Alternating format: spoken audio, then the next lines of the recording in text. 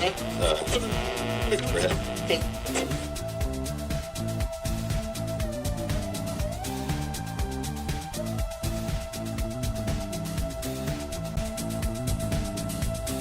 it's a rainy start to a Friday here in central Illinois. Welcome in, Illinois in Focus Daily. I'm Greg Bishop. We've got a couple of things we're going to tackle today. One, we got response from the Illinois Pretrial Fairness Group to what State's Attorney Patrick Keneally had to say. He's seeing when it comes to the Safety Act after 1 year's worth of data in McHenry County. So we'll tackle that and revisit some of what Keneally had to say yesterday. But obviously an important story, so we'll get the other side added to that mix as well.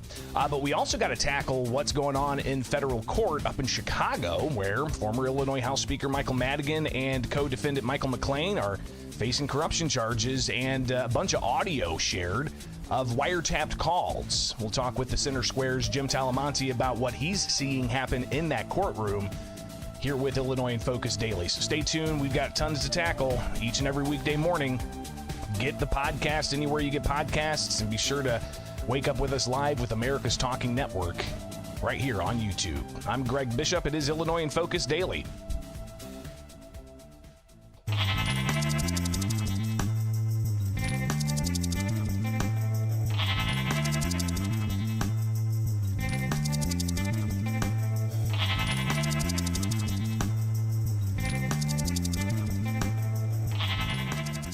There's Speaker Michael Madigan, former Illinois House Speaker, walking into the federal courtroom in Chicago yesterday with his attorneys in tow.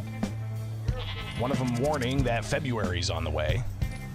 And then also the co-defendant, Michael McLean, seen walking in with his wife, again, into that federal court building in Chicago yesterday, which was day 3 of the trial against the two.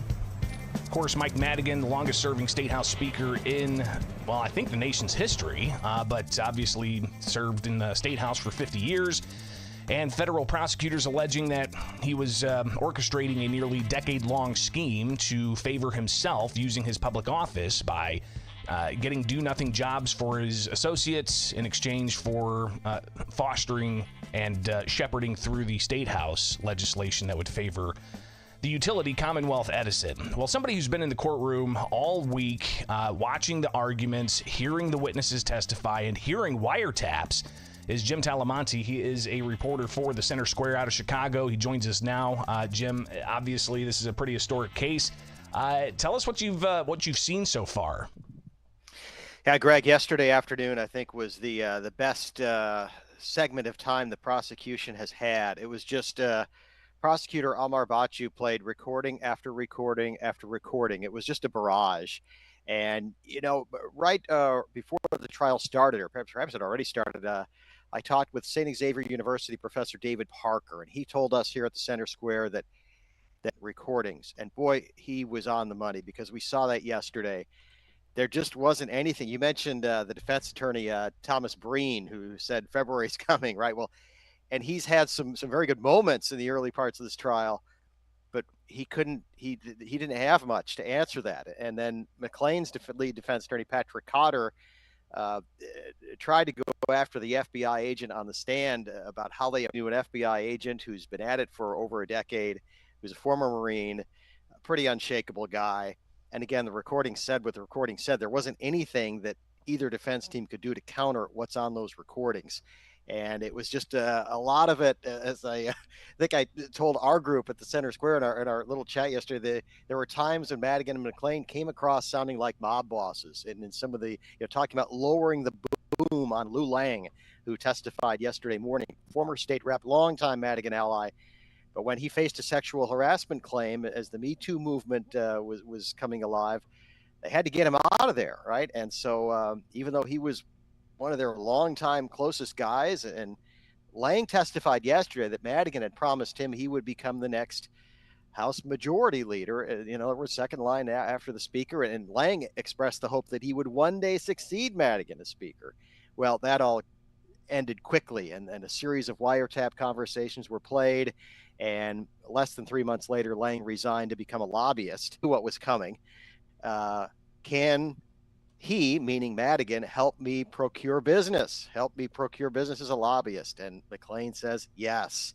Um, so this now, it was very dramatic and very emphatic. I guess the question for the jury, and this some of these recordings were heard, many of them were heard in the ComEd 4 trial, in which McClain was one of 4 people convicted. But the question will be, does the jury buy the original arguments from the defense team that this isn't bribery, these are favors?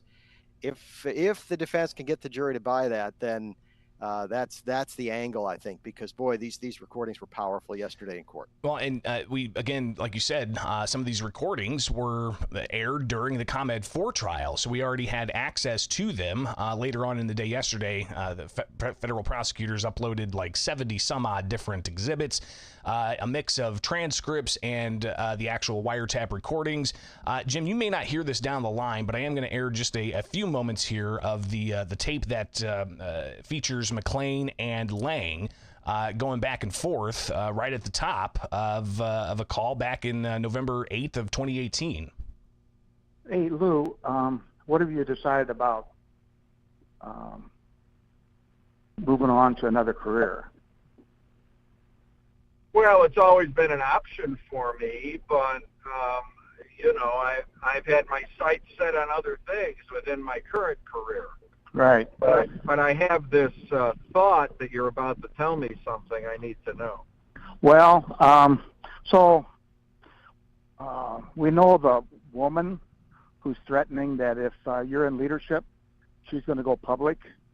We know that Rich Miller is claiming he's got emails from women and communication between you and women. And I just think it's in your best interest to leave while you're strong and not face all that if you're still a member. So, based on and all that. So this is no longer me talking. I'm an agent, somebody that cares deeply about you, who thinks that you really ought to move on.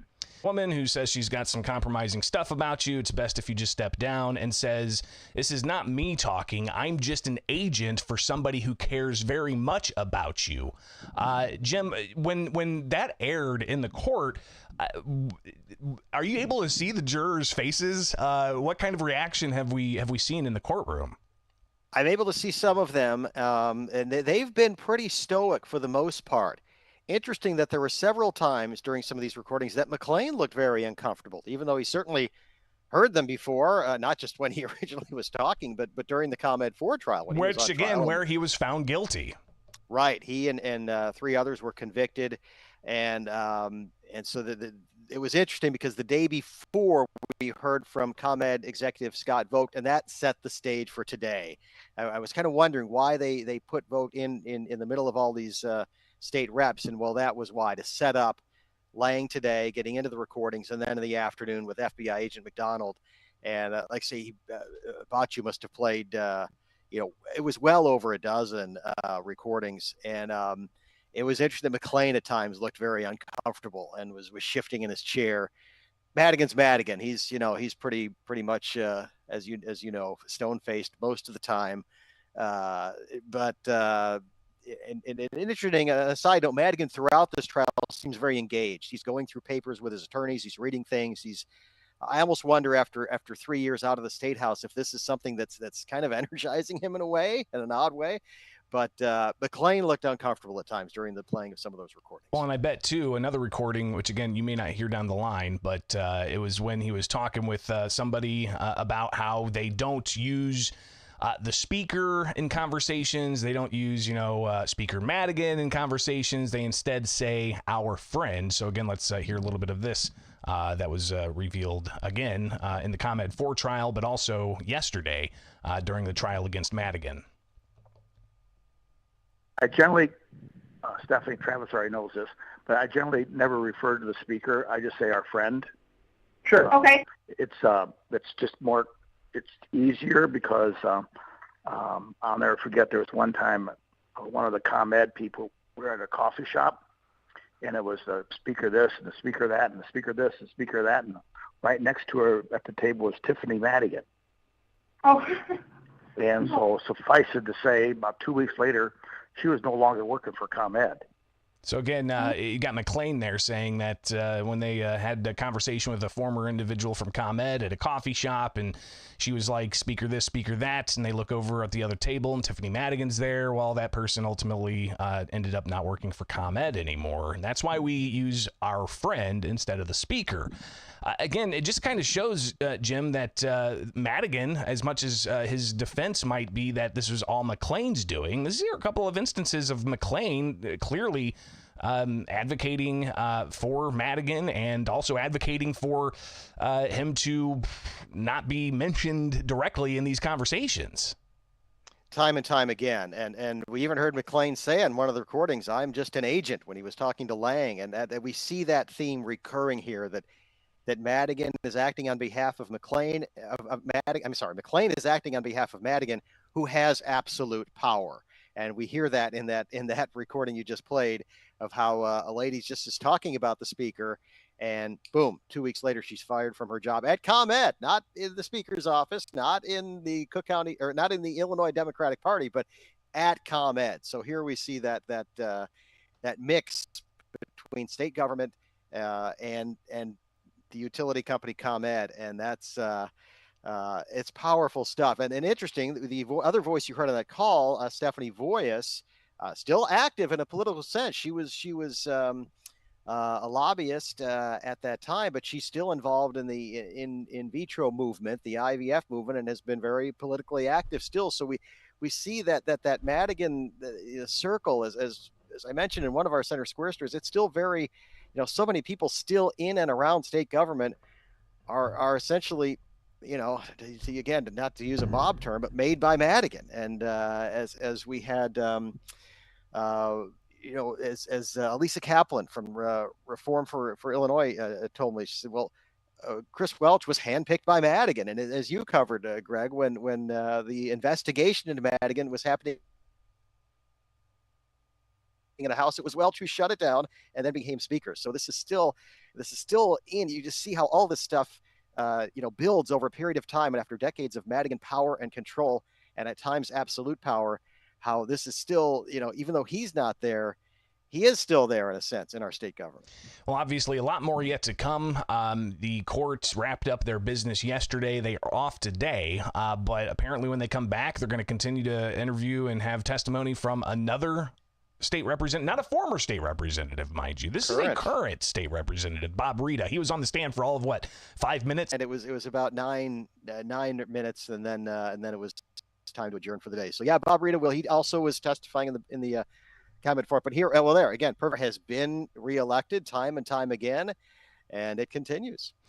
Jim Talamonte, reporter for the Center Square up in Chicago. You are going to be back at it next week. Looking forward to your reports, and we'll touch base again in the near future. All right, be safe. Thanks. Thank you, Greg. You too. It is Illinois in Focus Daily, each and every weekday morning here with America's Talking Network. You get the podcast anywhere you get podcasts, and join us live as we broadcast on YouTube, and get all the headlines at thecentersquare.com.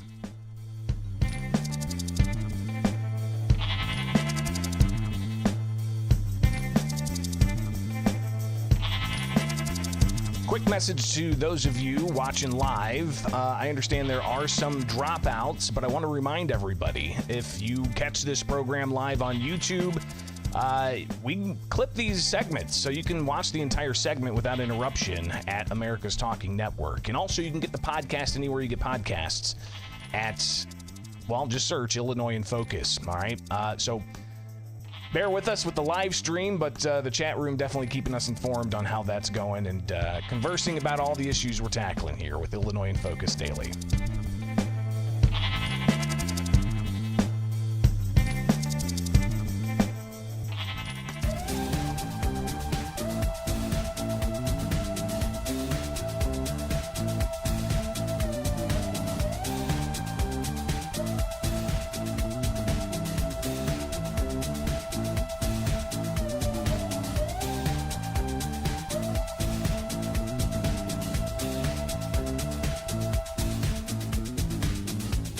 The Illinois Network for Pretrial Justice says that McHenry County State's attorney is spreading misinformation about the end of money bond. Welcome in. It's Illinois in Focus Daily. I'm Greg Bishop. Yesterday, I shared a conversation I had with McHenry County State's attorney Patrick Keneally, who told us that in the year's worth of data I did reach out to get some reaction from the Illinois Network of Pretrial Justice, and they share their thoughts.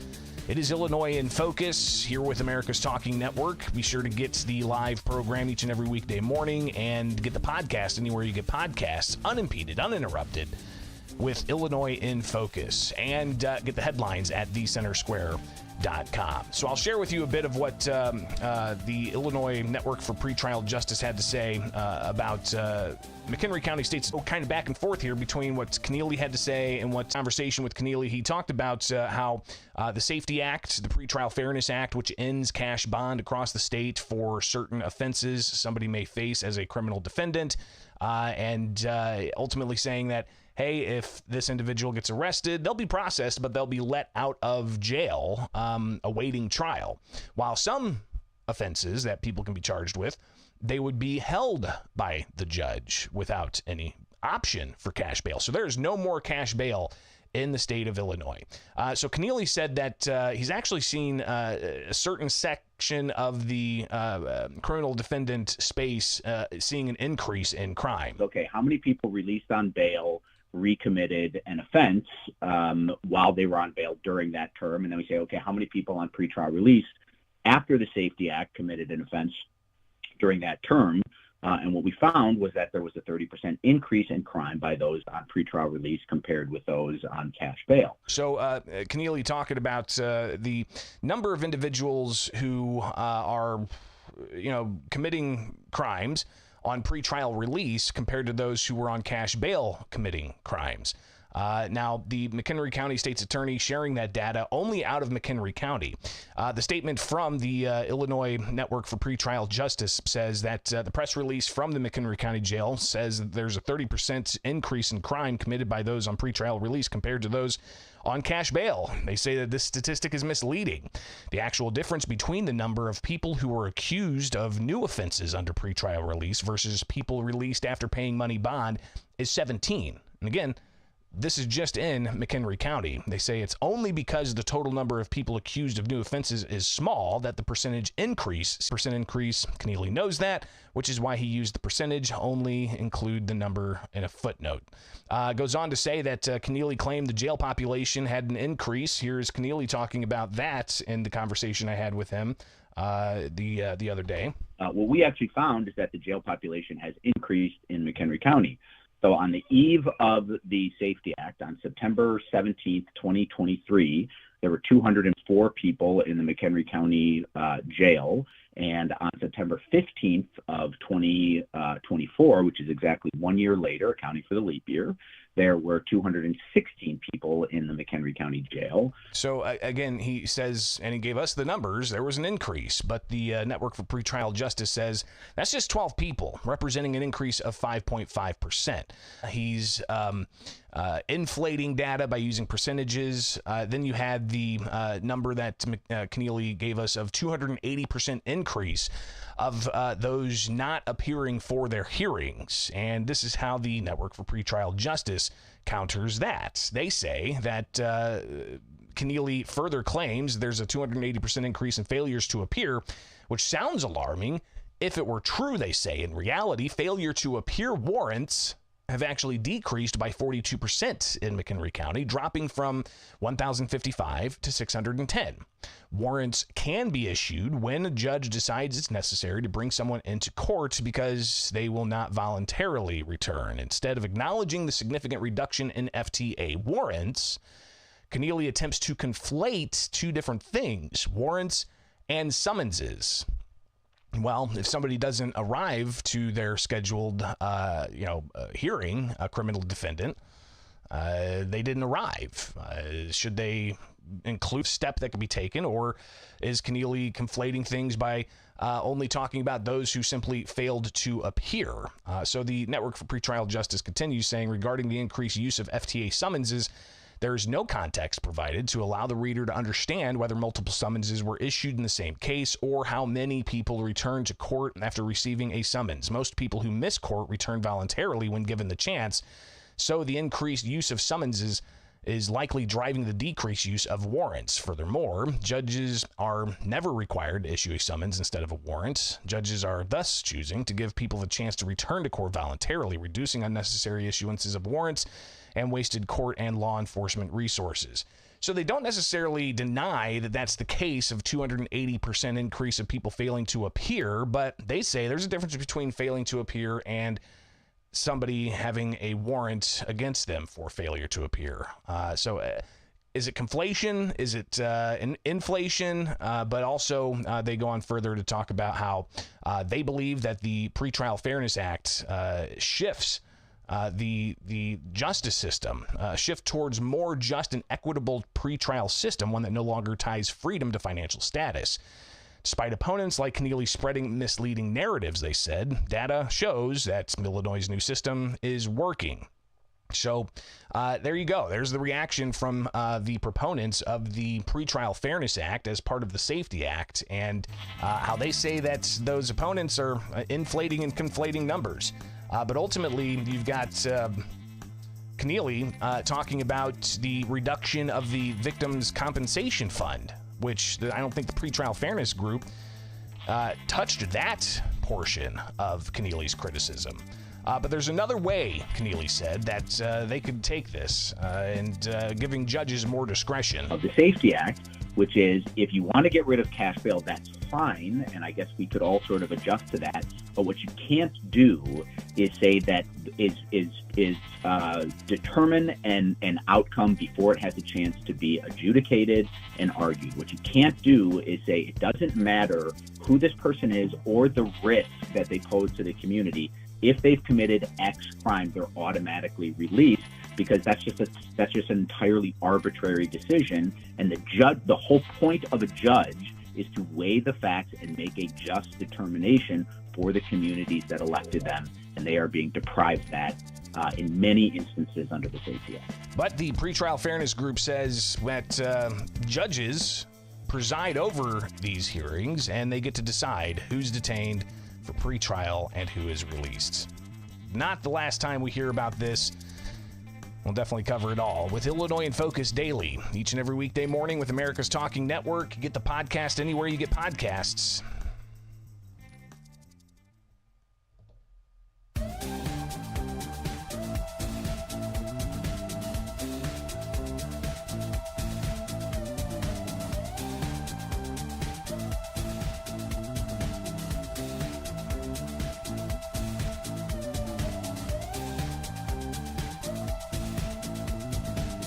All right, I think that's all I got for you on this Friday. I was thinking of delving into this from earlier this week out of Dalton. It's your favorite super mayor, Tiffany A. Hilliard, the people's mayor. Come on in. I'm going to give you about 5 minutes because I got just a couple updates to give you. And she went on to talk about 90 minutes on a Facebook stream where she said this to her opponents. I will be seeking arrest for individuals involved. I will be pressing charges. And this is after a slew of headlines of federal investigations into Dalton. Apparently she's facing eviction, under scrutiny, announcing a re-election bid. So maybe we revisit that tomorrow and unpack what she had to say and all of the different things that are going on. But have yourself a wonderful Friday. It is Illinois in Focus Daily.